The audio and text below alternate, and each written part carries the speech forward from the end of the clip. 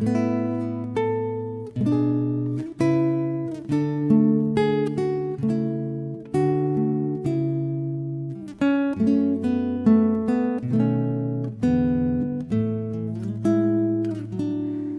sejahtera buat ibu bapak dan saudara-saudara sidang jemaat Tuhan di mana saja berada. Sekarang ini kita akan membaca, mendengarkan dan merenungkan firman Tuhan. Namun sebelum itu, mari kita mohon tuntunan kuasa Roh Kudus menyertai kita semua. Mari kita berdoa. Ya Bapa kami di sorga, Allah pencipta langit, bumi, laut dan segala isinya, Allah yang telah menyelamatkan kami di dalam Yesus Kristus. Kami bersyukur kepadamu pada kesempatan ini. Kami akan membaca, mendengarkan dan merenungkan firman-Mu. Kami mohon tuntunan kuasa Roh Kudus-Mu menyertai kami semua. Dimanapun kami berada, tidak ada alasan yang dapat merintangi kami untuk menyembah Engkau. Dengarkan doa kami Tuhan, di dalam nama Yesus. Amin. Firman Tuhan yang kita akan baca, dengarkan dan renungkan bersama-sama terambil dari surat pertama Petrus pasal 1 ayat 13 sampai 25. Pertama Petrus pasal 1 ayat 13 sampai 25. Bahkan ini adalah bahan utama perenungan kita dalam seluruh pelayanan Gereja Toraja di mana saja berada. Firman Tuhan berbunyi demikian. Kekudusan dan kasih persaudaraan. Sebab itu siapkanlah akal budimu, waspadalah dan letakkanlah pengharapanmu seluruhnya atas kasih karunia yang dianugerahkan kepadamu pada waktu penyataan Yesus Kristus. Hiduplah sebagai anak-anak yang taat dan jangan turuti hawa nafsu yang menguasai kamu pada waktu kebodohanmu. Tetapi hendaklah kamu menjadi kudus di dalam seluruh hidupmu, sama seperti Dia yang kudus yang telah memanggil kamu. Sebab ada tertulis, kuduslah kamu sebab aku kudus. Dan jika kamu menyebutnya Bapa, yaitu Dia yang tanpa memandang muka menghakimi semua orang menurut perbuatannya, maka hendaklah kamu hidup dalam ketakutan selama kamu menumpang di dunia ini. Sebab kamu tahu bahwa kamu telah ditebus dari cara hidupmu yang sia-sia, yang kamu warisi dari nenek moyangmu itu, bukan dengan barang yang panah, bukan pula dengan perak atau emas, melainkan dengan darah yang mahal, yaitu darah Kristus, yang sama seperti darah anak domba yang tak bernoda dan tak bercacat. Ia telah dipilih sebelum dunia dijadikan, tetapi karena kamu, Ia baru menyatakan dirinya pada zaman akhir. Oleh Dialah kamu percaya kepada Allah yang telah membangkitkan Dia dari antara orang mati dan yang telah memuliakannya, sehingga imanmu dan pengharapanmu tertuju kepada Allah. Karena kamu telah menyucikan dirimu oleh ketaatan kepada kebenaran, sehingga kamu dapat mengamalkan kasih persaudaraan yang tulus ikhlas. Hendaklah kamu bersungguh-sungguh saling mengasihi dengan segenap hatimu. Karena kamu telah dilahirkan kembali, bukan dari benih yang panah, tetapi dari benih yang tidak fana, oleh firman Allah yang hidup dan yang kekal. Sebab semua yang hidup adalah seperti rumput, dan segala kemuliaannya seperti bunga rumput. Rumput menjadi kering dan bunga gugur, tetapi firman Tuhan tetap untuk selama-lamanya. Inilah firman yang disampaikan Injil kepada kami. Demikianlah sabda Tuhan.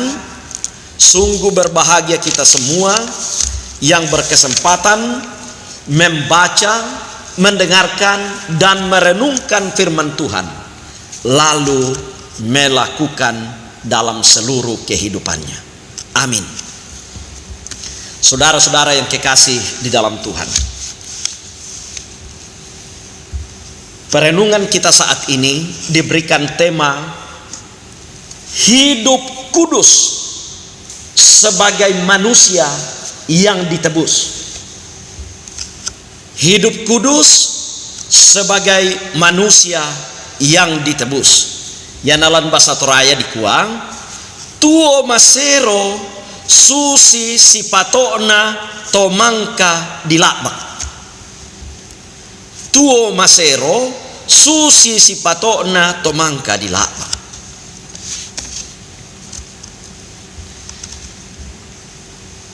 Saudara-saudara yang kekasih di dalam Yesus Kristus, bila tema kita saat ini berbunyi hidup kudus sebagai manusia yang ditebus,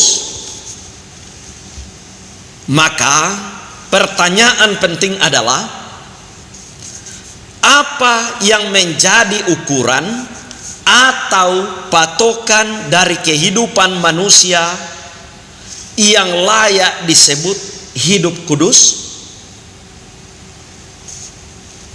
Apa ukurannya? Baru hidup kita dikatakan layak disebut hidup kudus.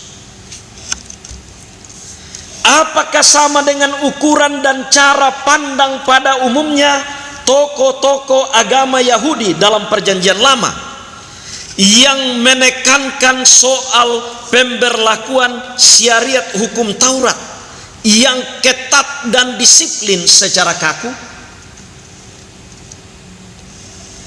Dan pada umumnya hanya dapat diukur dari penampakan kulit luarnya saja, sehingga seringkali mengabaikan esensi yang paling dalam, yaitu prinsip kasih yang timbul dari hati dan pikiran yang tulus dan murni. Karena itu banyak kali pemimpin-pemimpin agama Yahudi menjadi sorotan tajam dan kritikan Yesus kepada mereka, kepada ahli-ahli Taurat, kepada orang-orang Farisi, kepada imam-imam kepala pada zamannya. Bahkan di dalam Alkitab kita membaca di mana Yesus tidak segan-segan mengkritik mereka sebagai orang-orang yang munafik, bagaikan kubur yang di luarnya putih bersih tetapi di dalamnya berisi tulang belulang. Kritikan yang pedas disampaikan Yesus kepada mereka itu, karena hanya mau menampilkan kelihatan di luar indah, mantap, tetapi di dalam hati mereka sungguh busuk. Nah, kalau demikian, bagaimana kekudusan hidup yang sesungguhnya? Kekudusan hidup yang sesungguhnya tak lain adalah kekudusan hidup yang didasarkan pada anugerah Allah melalui pengorbanan Yesus Kristus sebagai penebus dosa kita, seperti darah anak domba yang tak bernoda dan tak bercacat, menebus segala dosa-dosa kita, membayar lunas segala hutang dosa kita, tuntas. Itu yang menjadi dasar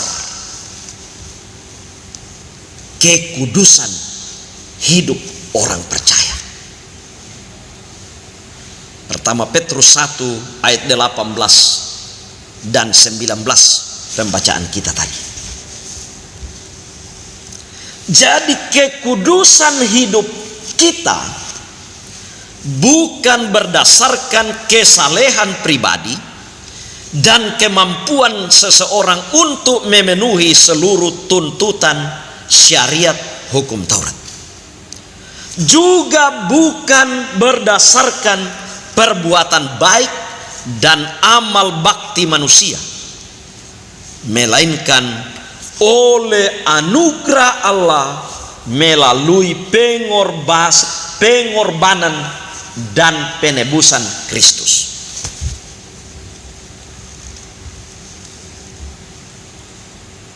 Jadi jelas apa dasar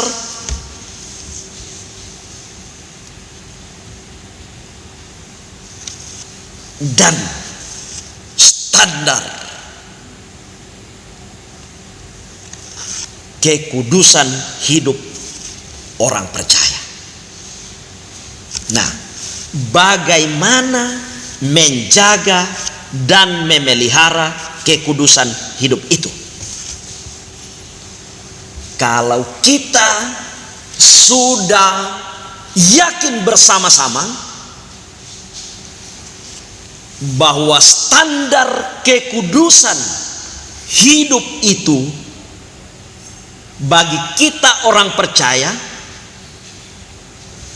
kita terima melalui anugerah dari Allah di dalam pengorbanan Yesus Kristus, menjadi tanggung jawab kita bagaimana menjaga dan memelihara kekudusan hidup yang telah dianugerahkan oleh Tuhan.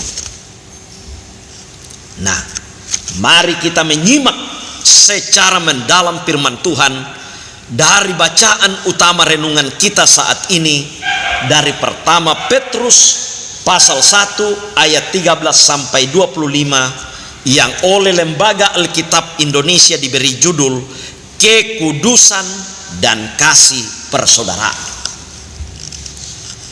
Hal-hal penting yang menjadi pokok penekanan di dalamnya adalah: pertama, siapkanlah akal budimu. Nah, ini perintah. Siapkanlah akal budimu. Hal ini sangat menarik untuk kita perhatikan bersama, saudara-saudara. Rasul Petrus mengikuti ajaran Yesus yang mereformasi cara pandang pemimpin agama Yahudi dan mungkin juga cara pandang beberapa tokoh agama kita di masa lalu yang banyak dipengaruhi oleh tradisi Aluk-Todolo, sehingga banyak kali terjadi pemberlakuan disiplin gerejawi yang dulunya disebut siasat gerejawi menjadi kurang tepat dalam pelaksanaannya di tengah-tengah jemaat. Mengapa? Karena pada umumnya dosa dan pelanggaran kekudusan hidup warga jemaat hanya diukur dari akibat dan dari hal-hal yang kelihatan secara kasat mata saja. Misalnya, hukum ke-6 sampai ke-8, jangan membunuh, jangan berzinah, dan jangan mencuri. Dan mengabaikan yang pertama, kedua, ketiga, keempat, kelima.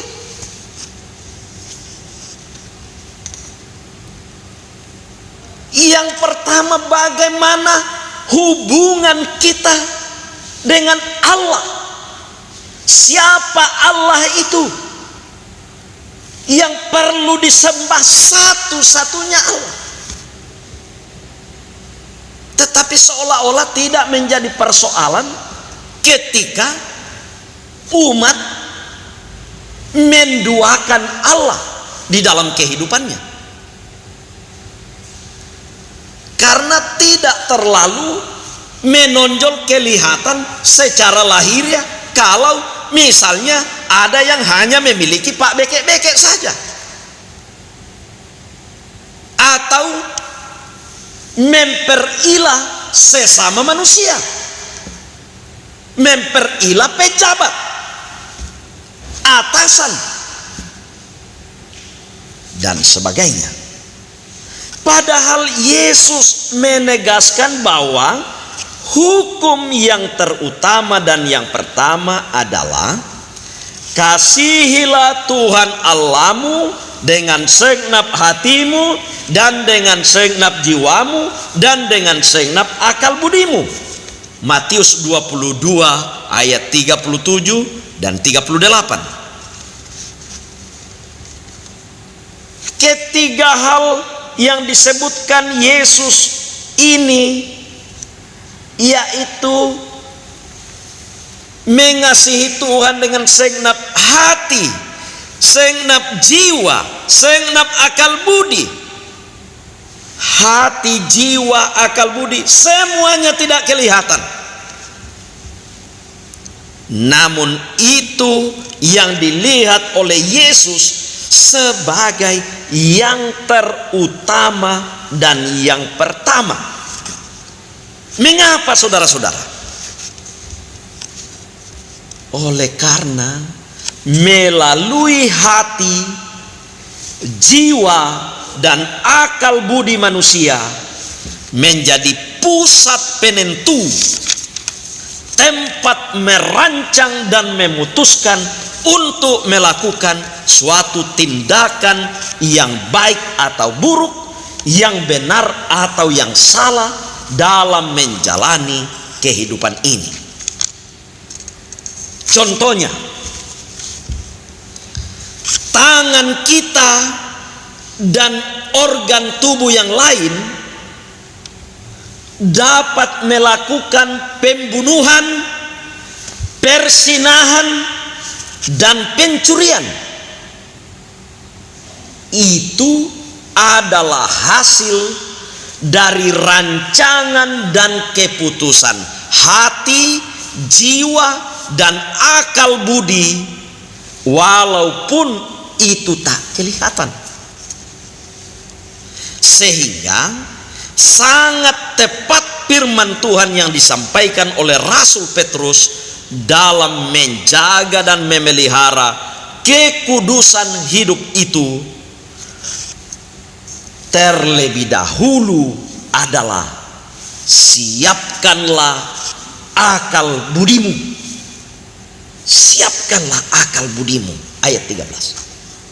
Akal budi. Kalau jernih akal budi, hati, jiwa, pikiran, maka luarannya, perbuatannya, sikapnya, kata-katanya akan baik.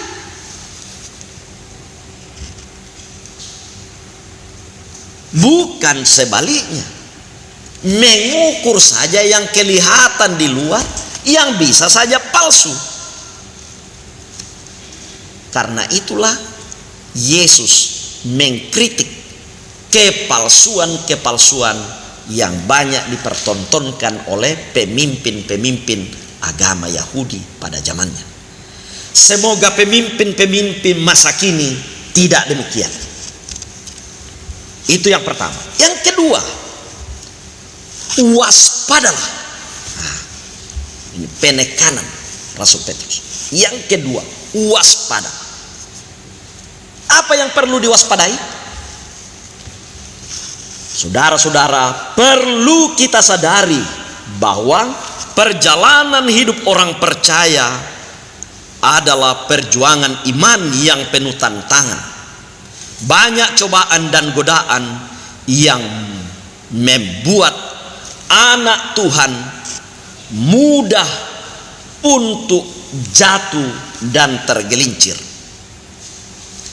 Baik hal yang mengancam dan menakutkan maupun hal-hal yang menyenangkan, nikmat dan yang menggiurkan. Karena itu dibutuhkan kewaspadaan penuh. Yesus menegaskan bahwa waspadalah terhadap nabi-nabi palsu yang datang kepadamu dengan menyamar seperti domba, tetapi sesungguhnya mereka adalah serigala yang buas. Matius 7 ayat 15. Itu yang kedua. Sekarang ketiga, letakkanlah pengharapanmu seluruhnya atas kasih karunia yang dianugerahkan kepadamu pada waktu penyataan Yesus Kristus.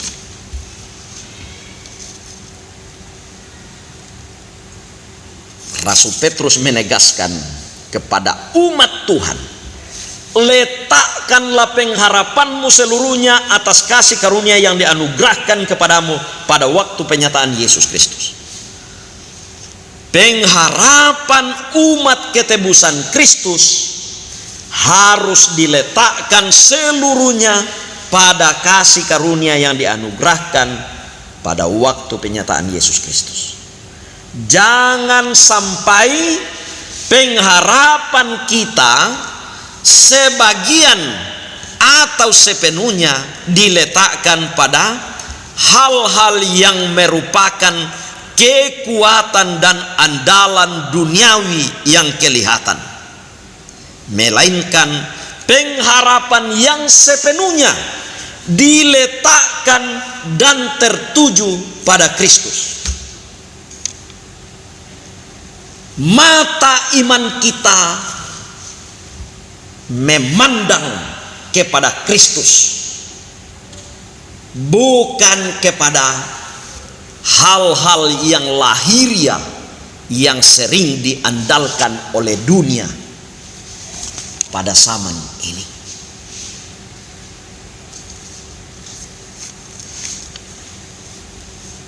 Terakhir, keempat, hiduplah sebagai anak-anak yang taat dan jangan turuti hawa nafsu yang menguasai kamu pada waktu kebodohan. Yana lan basa Toraya te aya iya te nakua susi komi pia-pia mengkaula sia da ami parundu itu tu sangka menturu lako kamai luandolo susi tomilanpa kabagammi. Wah, makarak-karak teh. Susi komi pia-pia mengkaulah siada ami parundu itu sangka menturu lako kamai luandolo susi tomilampa kabagammi. Matumbari anak pia-pia mendadi pak pasusian. Maapa yang natangia pangga siapa pak dialah panganderan.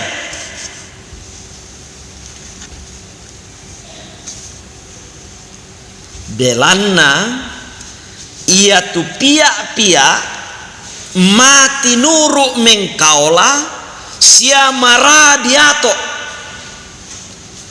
tae na umpamakarra penanna. Anak-anak itu setia, penurut, mudah diatur dan tidak mengeraskan hati, serta pemaaf dan cepat berdamai.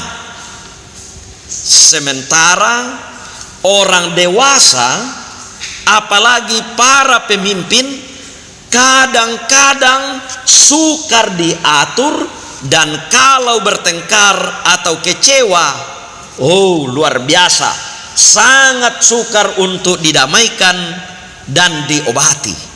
Sukar. Jadi sangat tepat firman Tuhan yang disampaikan oleh Rasul Petrus bahwa hiduplah sebagai anak-anak yang taat, anak yang diangkat menjadi contoh, bukan orang dewasa, bukan pemimpin-pemimpin yang kadang dikagumi oleh dunia, tetapi anak-anak. Bahkan Yesus menegaskan dalam Injil Markus pasal 10 ayat 15 bahwa sesungguhnya barang siapa tidak menyambut kerajaan Allah seperti seorang anak kecil, ia tidak akan masuk ke dalamnya. Luar biasa. Memiliki hati, sikap dan karakter seperti anak-anak. Sungguh indah di hadapan Tuhan. Ibu bapa dan saudara-saudara yang kekasih di dalam Yesus Kristus, sebaliknya kita sebagai umat yang telah ditebus di dalam Yesus Kristus dilarang untuk menuruti hawa nafsu. Jadi kalau tadi disuruh hiduplah sebagai anak-anak yang taat, namun diikuti sebuah larangan untuk tidak menuruti hawa nafsu. Karena apa? Karena dengan menuruti hawa nafsu kita mudah tergelincir dan jatuh ke dalam lumpur dan kubangan dosa. Ingat saudara-saudara, karena menuruti rayuan dan hawa nafsu, Hawa mengambil dan memakan buah yang terlarang di Taman Eden. Ini baru dua manusia di bumi sudah berpengaruh masalah hal yang ditekankan oleh Rasul Petrus dalam suratnya ini, hawa nafsu. Karena menuruti rayuan dan hawa nafsu, Hawa mengambil dan memakan buah yang terlarang di Taman Eden.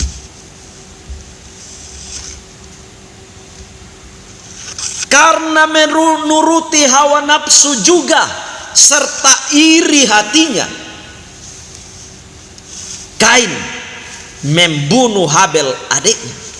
Ini baru 4 manusia di dalam bumi diperlihatkan lagi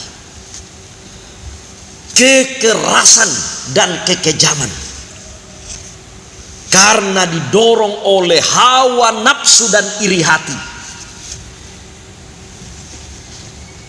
Sang kakak yang melihat adiknya dikenan oleh Allah bersama dengan persembahannya, ia marah, ia benci dan merancangkan cara pembunuhan kepada adiknya yang sungguh sadis. Demikian juga karena menuruti hawa nafsu, Daud, seorang raja yang perkasa,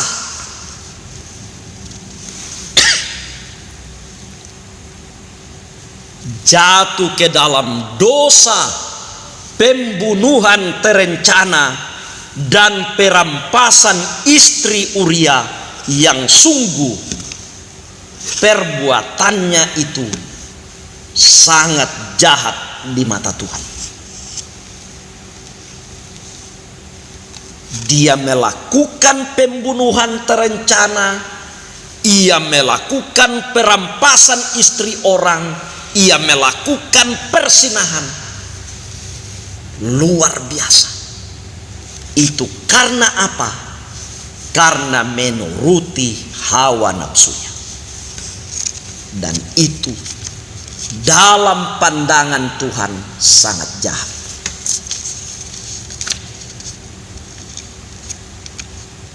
Demikian juga dalam kehidupan kita.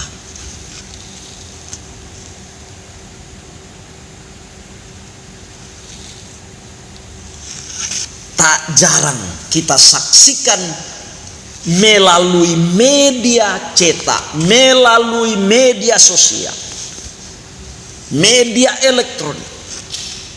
Karena hawa nafsu, banyak pejabat-pejabat tersandra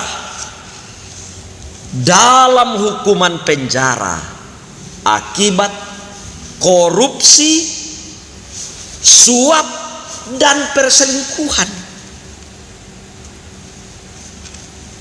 Karena itu,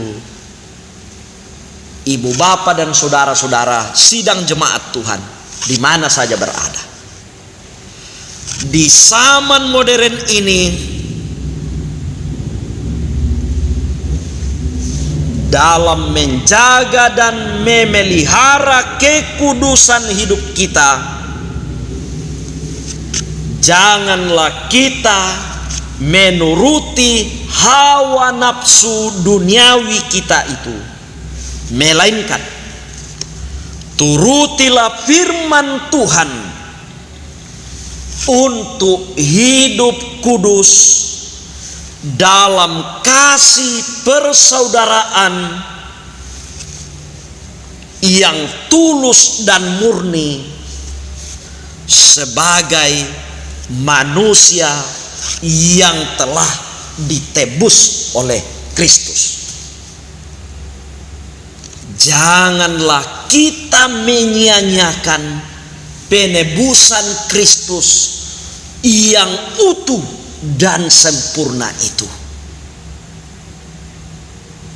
Janganlah kecemerlangan penebusan Kristus itu kita nodai lagi, kita cemari lagi dengan segala perbuatan-perbuatan yang tidak berkenan di hadapan Tuhan. Kiranya Roh Kudus menyertai kita semua dalam memberlakukan firman Tuhan ini dalam seluruh kehidupan kita, dalam suka maupun duka, dalam untung maupun malang, dalam segala ketentraman maupun dalam segala beban-beban kehidupan seperti menghadapi COVID-19 masa sekarang ini. Tuhan Yesus memberkati. Amin. Ibu bapak dan saudara-saudara, mari kita naikkan doa bersama-sama. Kita berdoa. Ya Bapa kami yang ada di dalam surga, kami sungguh bahagia, kami bersyukur kepadamu. Ada waktu yang indah Tuhan anugerahkan kepada kami di dalam bersekutu bersama-sama, walaupun lewat media online. Kami sungguh percaya ya Tuhan, kuasa-Mu melampaui ruang, jarak, dan waktu. Dimanapun umat-Mu berada, di dalam bersekutu bersama-sama, membaca, mendengarkan, dan merenungkan firman-Mu saat ini, Engkau hadir dalam Roh-Mu yang kudus. Biarlah firman-Mu yang telah kami baca, dengarkan, dan renungkan saat ini sungguh-sungguh mengambil bagian dalam hidup kami.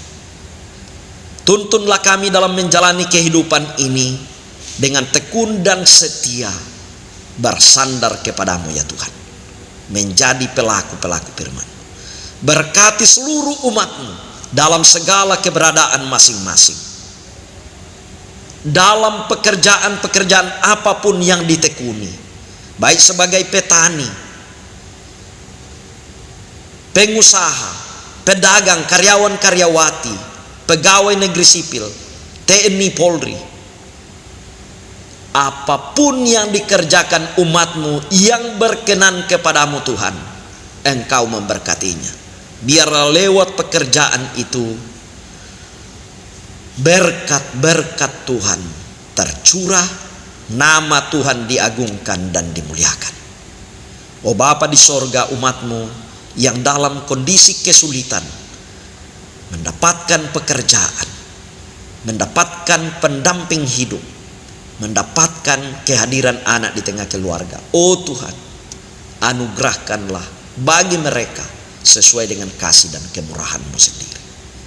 Ya Bapa di sorga, umatmu yang dalam kondisi kelemahan tubuh, baik yang ada di rumah sakit maupun yang ada di rumah mereka masing-masing, Tuhan berkati. Tuhan memberkati Oma Adel yang ada di rumah sakit. Tuhan memberkati saudara kami Pak Darwis yang mengalami musibah di perusahaan. Dia menjalani operasi, Tuhan menolong, kiranya berlangsung dengan baik. Tuhan teguhkan dan kuatkan iman. Semua umatmu dalam pergumulan-pergumulan, Tuhan mengasihi. Tuhan memberikan kekuatan, keteguhan iman dalam menjalani kehidupan ini dengan baik. Memiliki pengharapan yang teguh kepadamu Tuhan. Oh Bapa di dalam sorga, bangsa kami, pemerintah kami, Tuhan berkati.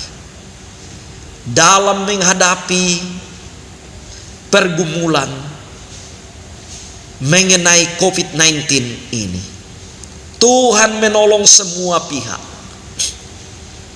Baik pemerintah kami, pimpinan sinode kami, juga seluruh rakyat. Berikanlah kami hikmat dan kebijaksanaan untuk sungguh-sungguh bergandengan tangan, bersama-sama bertanggung jawab untuk menghadapi, mengatasi